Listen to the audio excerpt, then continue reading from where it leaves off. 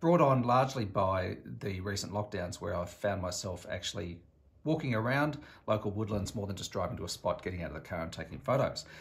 So because of that, the weight of the EF 100 to 400 has been a bit of an issue. And I always feel like the one lens that I leave back in the car is the one lens that I'm really going to want to use. So I've been reluctant to leave it in the car and have often brought it with me. And when you're carrying, you know, 4 lenses, a couple of mini tripods, a few extra cameras like, you know, the M6 Mark II that I'm filming on now, and a couple of little action cameras and things, and, you know, the weight piles up, 2 tripods, it all adds up. And so after I got the lovely little 14 to 35 RF lens, this fella here, which, if you haven't seen my review of this, I'll put a link up here. You can have a look at that. That is a wonderful little lens. So after I got this, sold my 16 to 35 EF lens, and was able to ditch the adapter ring as well, or the whatever, you know, the thing that allows you to use EF lenses on RF bodies. Once I got rid of those 2, well, then that lightened the load in my camera bag. Plus, I was also able to get rid of my Samyang 14 2.8. So that was a good move. And I really like that lens. And despite the initial reservations about the vignetting, I think it's been well and truly determined that the lens is actually shooting more like 12 to 13 mil. And once you correct it in Canon Digital Photo Professional, then it brings it back to 14 mil and all is well. Hopefully Lightroom comes out with a lens profile for it soon. Anyway, I'm crapping on much too long because, like I said, my brain is kind of mush at the moment. So let's open this little fella. I haven't opened it yet, and see what it's like. Now, the first impression, as with the 14 to 35 that you saw me, well, you might have seen me unbox a little while ago, is how light this thing is. It really is light. It's such a revelation. Nothing much else in there. A little bit of paperwork. That is so light. It's so weird having such a long lens that is effectively so small. Is that in focus? Yes, it is in focus. It feels kind of weird. Okay, so what have we got? We've got AF MF button, stabilizer on and off, and a lock switch so that we can lock it and stop it from zooming in and out when it's in our bag. It's quite long, isn't it?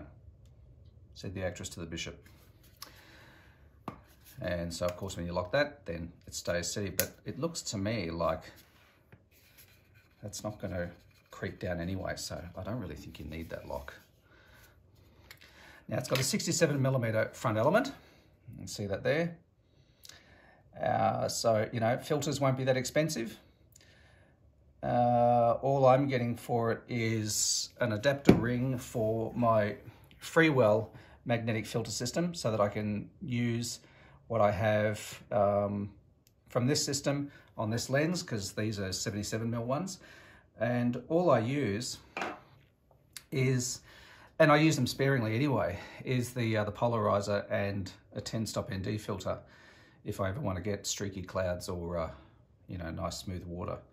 But oftentimes when I'm shooting water, like I shot recently up in the high country, I can get slow enough exposure without an ND filter, because typically I'm in a mountain area, it's fairly dark, it's under tree cover, and so that's not a problem. Okay, I'm crapping on a lot, I'm sorry. Like I said, I'm vague today. Let's put it on the R5 and see how it looks, because that's what you're probably wondering. Okay, so that's how it looks. Let me bring it up close so you can have a proper look. So that's how it is on the R5. Looks very skinny, but it certainly is nice and light. I do like how light it is. Fully extended. Come on, there you go.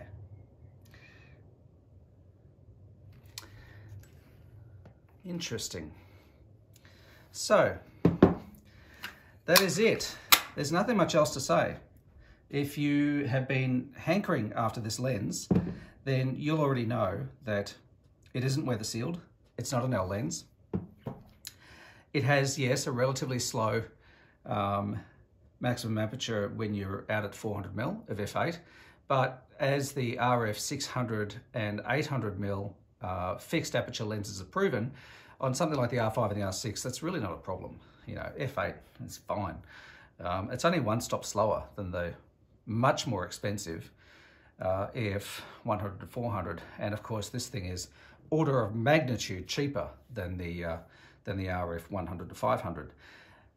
I almost bought the 100 to 500.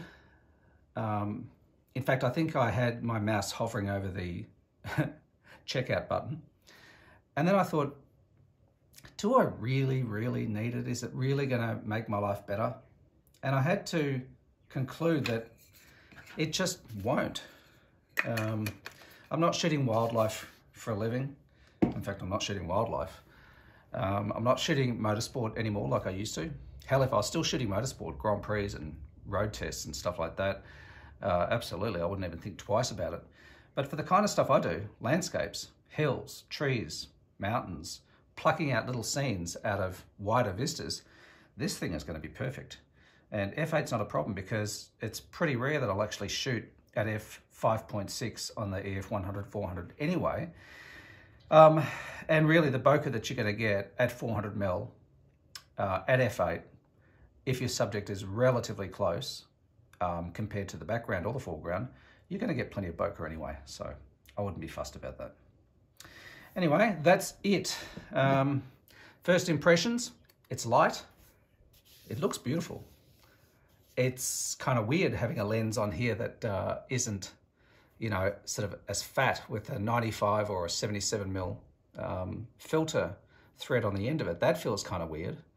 But then I think I'm slowly getting conditioned to being less hung up on this sort of stuff because, you know, the quality of photos, for example, out of phones is just phenomenal now. In fact, I just shot a video the other night about, well, I shot a tree from at different times of the afternoon from a few different angles with my iPhone 12 Pro and my R5.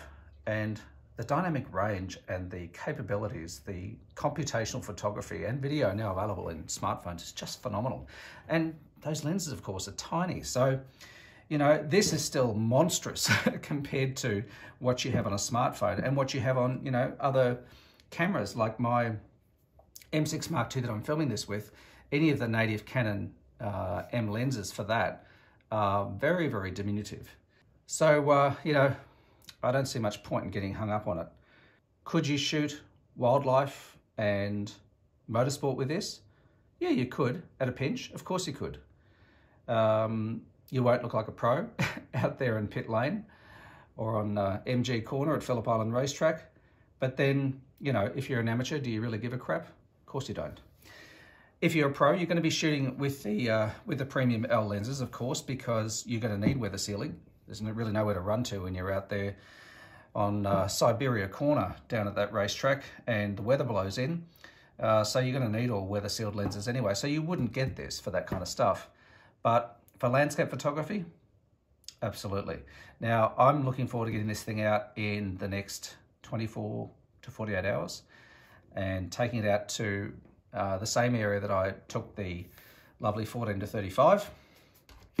And I will tell you what I think of it, particularly if it has any vignetting.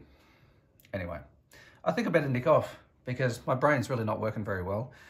This whole video might be completely useless, so if it is, I apologize. Please make sure you give it a thumbs down. But if you do like it, then good. I stumbled through it. All right, I'm out.